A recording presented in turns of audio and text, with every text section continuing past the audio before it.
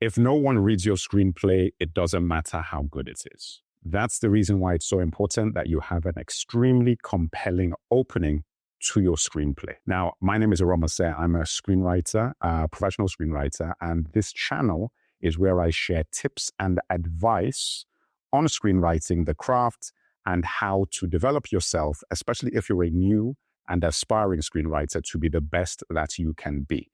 What we're going to be talking about today is how to write a compelling opening to your screenplay. So I'm going to do a few things in this video. I'm going to, first of all, talk about why you need to write a compelling opening to your screenplay. I'm then going to go on to talk about what aspects really affect a reader that makes them or compels them to read your script. And then I'm going to talk about how you can implement strategies in order to create the effects that is necessary to compel people to read your screenplay. Are you ready to begin? The first thing that you've got to do when you're thinking about a screenplay is actually think about human psychology. I've said that you're not a screenplay is not a regular sort of story. You know, I've said this in other videos. It is not like a novel or a comic book or any of these things that are designed specifically for a reader. They're essentially instruction manuals for people who are going to produce the movie. However, it still needs to tell a compelling story for the person who is reading it that might be facilitating the production of your film or selling your script, or an agent who might be representing you. All of these things are really important. That is the reason why this is critical.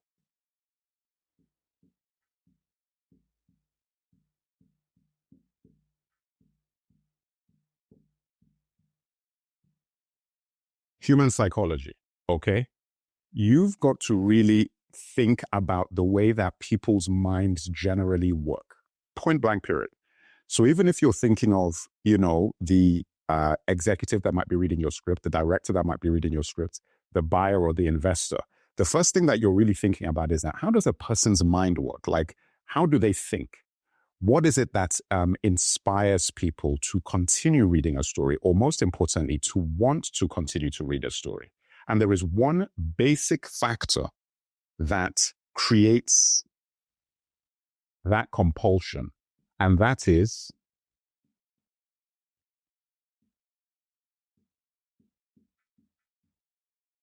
curiosity. Curiosity is the reason why people are compelled to read, to continue to read a script. So you create a situation early on in your script whereby somebody feels that I want to know what happens. I want to know where this goes. I want to know why this is going on. I want to know who this person is. Whatever those things are, that is what you are essentially creating in the beginning of your screenplay that compels them to continue to do that. And this has to happen in the opening of your script. Very, very important. Hey guys, sorry to interrupt the video. I'm sure you're learning a lot, or at least I hope you are. I wanted to give you a quick heads up that I have a free newsletter with tips and advice on screenwriting linked in the description of this video. So make sure that you click on that link, sign up to the newsletter, check your emails, make sure that you click the blue button in the confirmation email to make sure that it goes directly into your inbox, and also add the email to your saved trusted contacts to make sure you do not miss a post, okay? And I send a post once every week, once every couple of weeks, but it's also got great insight for you on screenwriting. All right, guys, back to the video. So I'm going to show you a few other things that you should also be thinking about that people might tell you, oh, but curiosity isn't the only thing. You see, there's other reasons why people continue to read something. I mean, look, there might be entertainment. Okay, so you've got entertainment, you've got education, you've got information,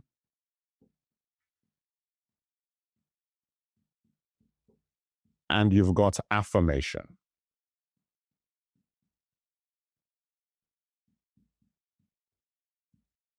So do you know what each of these things mean? Like, you're watching this video and you're wondering, okay, look, I'm looking at all of these things, and listen, these are all connected to curiosity, and I'm going to explain to you exactly how.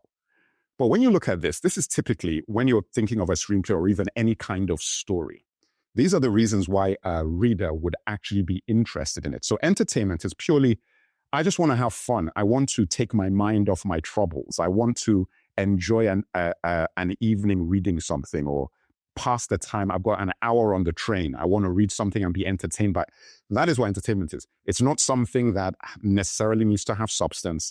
It's not something that needs to move the needle in terms of how the reader thinks about anything. It is purely there for distraction. But regardless, it still needs to be effective at that distraction. But that's what entertainment is. Then you have education. This is actually a very, very big area that you should really think about in terms of your storytelling. But education is really, I want to learn something, and this screenplay is teaching me about something that I did not know before I read it. Very powerful, because you're compelled to read on because, oh, I'm learning.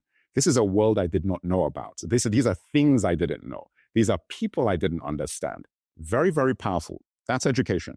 Information is purely to be informed about something.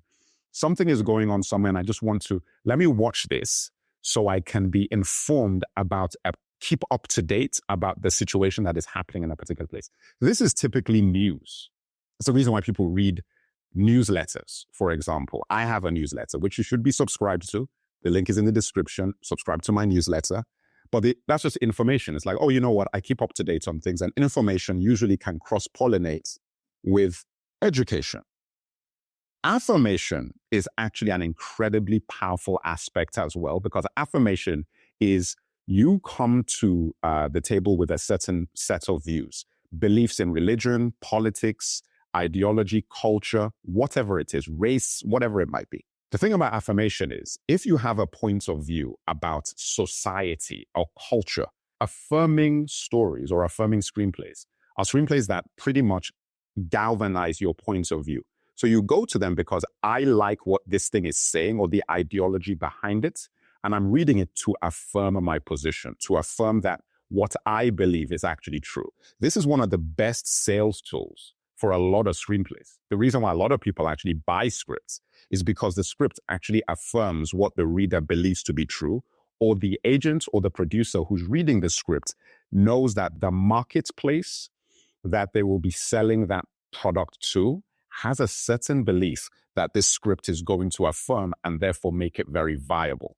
Now, the reason why I showed you all of this is that none of this matters, none of it, if you do not create curiosity.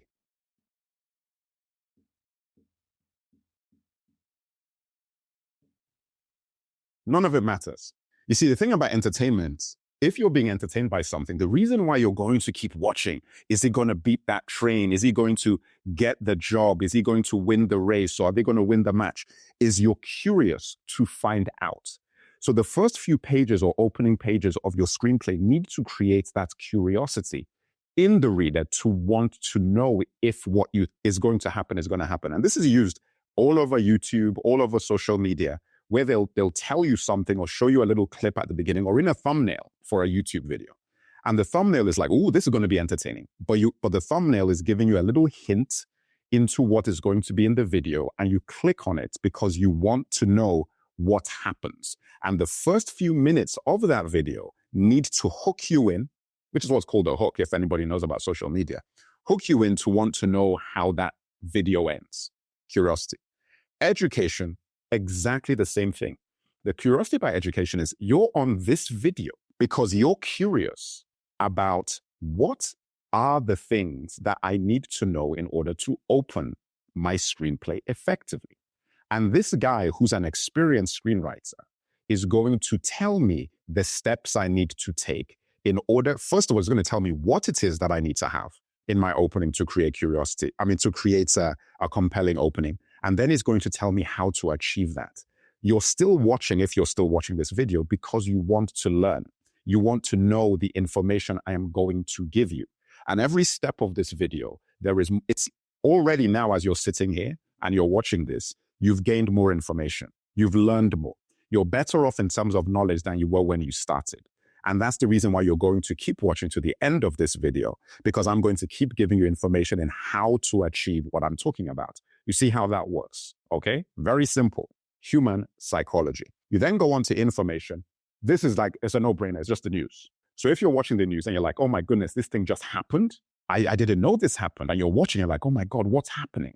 What's going on? And the story. So when you're writing your screenplay, if it's structured in an informative way, where it's telling you about a world that you don't know about, and it's current, it's trending, it's a topic that is actually a current topic, you're going to read that script because you're like, my goodness, I didn't know this was going on in that part of the world. I'm being educated and informed, which is why I say that they cross-pollinate those two concepts. Affirmation is still working with curiosity because, listen, I already believe something. The reason why I'm watching this particular video is that this person is talking about things I believe in, but maybe they can give me information to further prove that my belief is valid. If you're looking at things that are political or things that have ideological stances when it comes to screenplays, and there are many of them, many films like that, that is where that comes from. It's the idea that if you're watching a very conservative film or reading a very conservative screenplay, the opening of the screenplay needs to make a statement that is, first of all, is going to affirm your belief.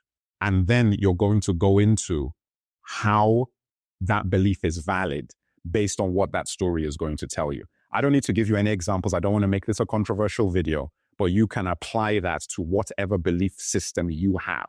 And if you're infusing that into your scripts, that is what we're going to talk about in terms of how to utilize those things. So all of those things work the same way. All right, get that burned into your brain. Now I'm going to talk to you about how to create curiosity in order to achieve any of these goals and make sure that your opening works effectively, okay? So the way that you usually look at this is that I believe, and this is just my opinion, other people might disagree with me. I believe that you have two opportunities to capture your reader and your audience when it actually gets turned into a film. So as I said, it is 1 page equals 1 minute of screen time, give or take. That is roughly what it translates to. 1 page of your screenplay equals 1 minute of screen time, okay? Now, I believe you have 1 minute to capture the attention of your audience or your reader, which means you have 1 page to capture the attention of your reader. Okay? First minute of your film. If you do not capture the attention of your reader in the first page, you will lose 50% of them. Gone. They're not coming back. They're not going to turn to page 2. I'm guaranteeing you this. I'm one of those people. I get a script, somebody sends it to me, and I read the first page. If that first page doesn't grab my attention, half the time, I'm not going to go to page 2. Again, half the time, I'm like, okay, you know what? I haven't got anything else to do. I said I would, and I will go to page 2, and now I'm going to talk about the next one, the next drop-off point. First scene. First scene might be, 2 pages, 3, 4 pages, whatever it might be. If you do not capture your reader within the first scene, which would translate to maybe 2, 4, 5 minutes of your film, you lose the other 50%. And then you are left with 0% of the readers that started reading your script, reading the rest of it. They might tell you they did. They might, lead you, whatever. They might make all these excuses. The fact is, I'm telling you that if you've lost your reader in the first page, half of them are gone. First scene, they're all gone. They're not going to finish it. And it's actually very damaging to you because it means that the next time you try and approach that reader with a screenplay, they might, first of all, a lot of them will just not say that they don't have time. They're not going to want to read it because they remember the experience of reading your last thing. But a lot of them, even if they accept it, they're not going to read any of your script because they remember what the experience was like reading your first draft that you sent them or the first screenplay that you sent them. Of course, if you've had experience with them before that they've enjoyed your work, then they might look at this as an anomaly and they're more likely to actually tell you that, hey, I didn't really like this. These are the reasons. But, if you're new, you're probably approaching people where it's the first time they've come into contact with your work. So that's the situation. So you're thinking, all right, if I've got 1 page to do this, what do I need to do in that 1 page? All right, my trusty line, because I always use a line because it's always the best way to visualize a lot of these things. So you do your line. That is your script. Start, middle, end.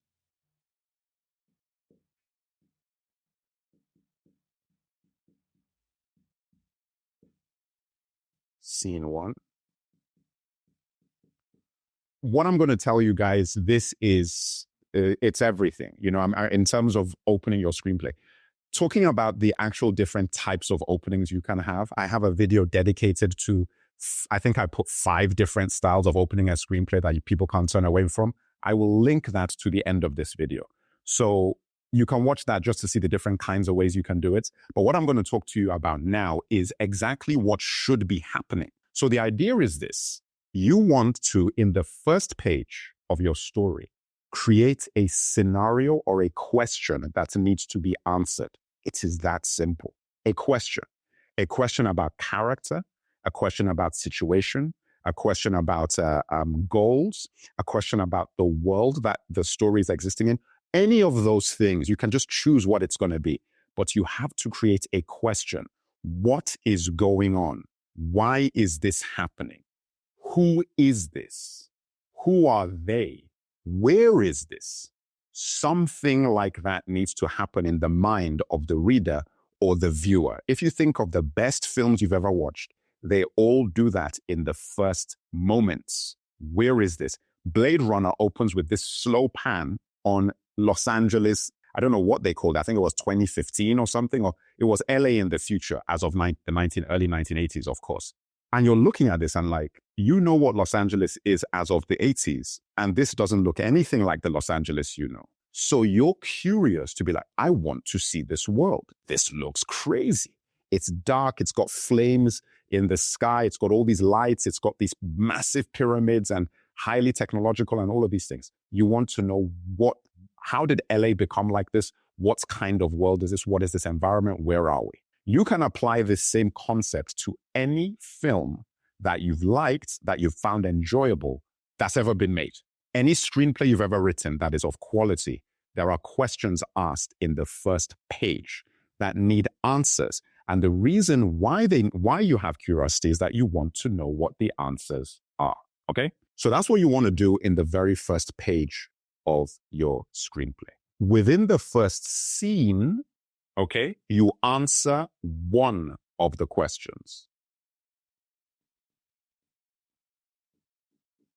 But you do not answer all of them. This is really important. You answer one question, but you don't answer all of them. And I call this the promise. And it is the promise that 2 things, this is what you're promising. You're promising that, hey, the questions that I gave you in the beginning, in that first page, I'm going to answer all these questions. Because I've given you the answer to one of these questions. That is really what it is. But you're also saying that these questions here, you want to know the answers to them because the answer to this first question I've given you is compelling. And it's also causing you to want to see more. Because once one of those questions are answered, and again, we'll use Blade Runner as an example. We're in a futuristic world, and then the first scenes that we get into, or in fact, you can use any of these movies. Indiana Jones is another one. That's a really good one to use for that. You're in the first scene, and very quickly, with the interrogation scene and so forth, you realize that there are androids in this world. And these androids are getting tested for whether or not they are real people or not. Or people are being tested to make sure that they are not androids. That places you very, very, very, very solidly within the world of Blade Runner. It's like, oh my goodness, we're in a world of distrust, anxiety, tension, danger. It's the future. It is nothing like the Los Angeles we know. I want to know more about these androids. I want to know more about this company that is testing these androids. I want to know more about all of these things. That's what is done within the first page, within the first scene. So this is all really important conceptually for you to understand, because once you do this, you've got your audience. Now, obviously, the quality of your script matters, the quality of your storytelling. That's other stuff that we talk about on my channel and we talk about in my community, so on and so forth. That's different. But this is conceptually what you're doing. Now, the truth of the matter is that you will not be able to create curiosity and an opening that is powerful if You do not know what your story is. You need to know what your story is. You need to know what the end is. You need to know what the middle is. You need to know your character arcs, which goes across the entire story. You need to know what your antagonist arc that goes through the entire story and is connected to your protagonist character arcs. You need to know the dynamics of all the characters. You need to know all of these things and the answers to all of these things in order for you to effectively create curiosity, because curiosity is about answering those questions, all the answers which you already have. You can create more powerful curiosity because you already know what the answers are. If you do not know what the answers are, and you're one of those people who just writes and finds the story as you're writing, you're going to have a very, very challenging time. I'm not saying you can't do it. I've done it and it wasn't very pleasant. I was early in my time of writing things. But that's going to be very difficult because you're going to have to try and create curiosity when you don't really know where your story is going to end up anyway. So you're going to end up doubling back consistently, correcting things as your story progresses. Not advisable, especially if you're new. Even if you're experienced. I was very experienced before I stopped doing things that way. A good decade of my career, I spent writing stories, writing screenplays and figuring it out and, starting with an opening that I thought was powerful. And then invariably, you're going to get lost in the weeds. Taking all of that into account and understanding the fact that you need to do those things, what I suggest in order for you to effectively create curiosity that would allow you to have a powerful opening to your story is this.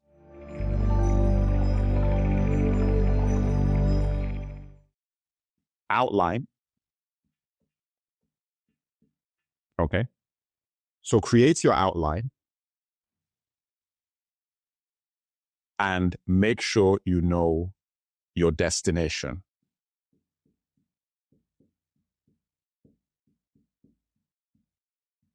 Of your story. If you know that, curiosity becomes very easy because you're withholding information, because curiosity is simply the withholding of information.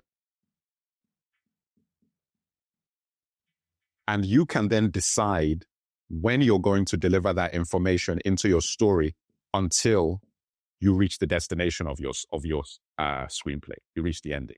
Very, very powerful movie that does this is The Godfather. If anybody here has seen The Godfather begins very mysteriously with Don Corleone, played by Marlon Brando, where while there is a wedding going on, at the same time, he is listening to Bonacera, who is a funeral home operator, who his daughter had a run-in with some guys and they'd attacked her and the law had let them off leniently and he was looking for justice from Don Corleone. Now, the question that we ask in that scene is that, first of all, what kind of guy is having meetings like this during the wedding of his daughter?